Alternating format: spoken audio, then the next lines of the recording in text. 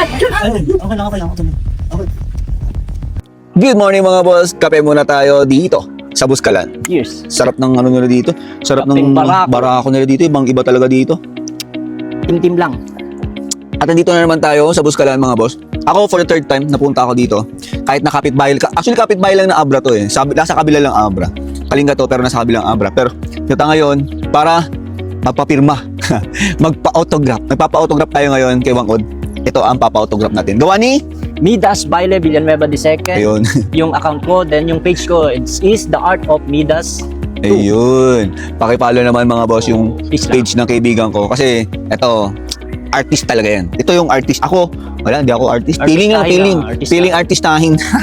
Yung hirap naman ng pagpunta dito sa Buskalan from Abra. Kasi, di ba boss, maulan ngayon. Grabe no? Yung travel natin para tayong basang sisiw. Pero, pinilit natin na pumunta para mapapirmahan nga Yes. itong works of art mo, And itong painting mo. so, thankful about the travel na ginawa namin. Thankful ako sa mga tropa, Boss Alex, FJ, Sky the Explorer, Rabiterong Gala, si Ma'am, tapos si Vanessa Baod. Thank you sa inyong lahat.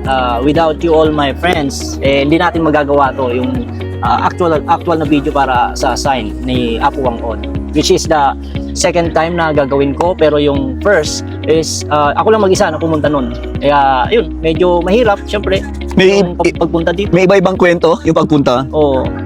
Yung sa unang painting, tapos yung pangalawa, may daming mga kwento. Kumbaga, hindi kasi ganun kadali ang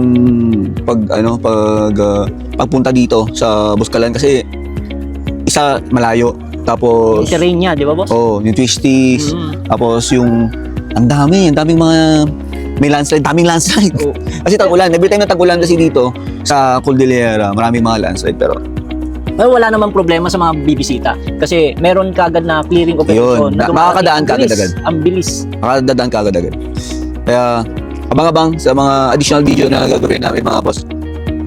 Dito sa papapirma natin kay Wangod. Doon na si si Bridget. Bridget.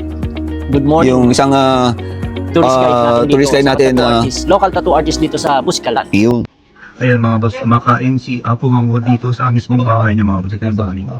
yung bahay. Ayan siya kumakain siya. Ulit ito lang sa akin ng peti. Ang mahal, kumakain. Kumakain siya. Sabi niya pa po. Ayan.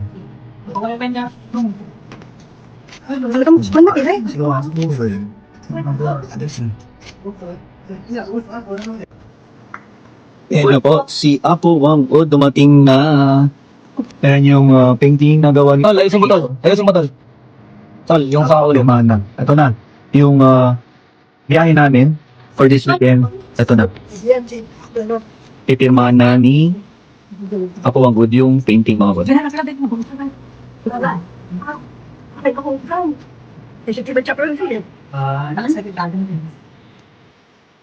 Yan na. Bagang katraman na. Okay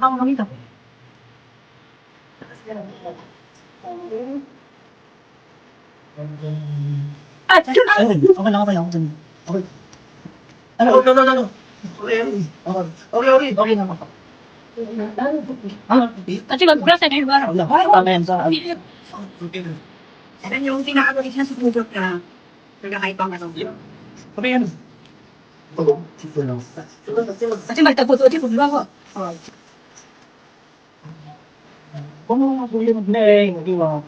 Ayun na. May traditional iconic tree dots ni Apo Wangod mga boss. Ayan na.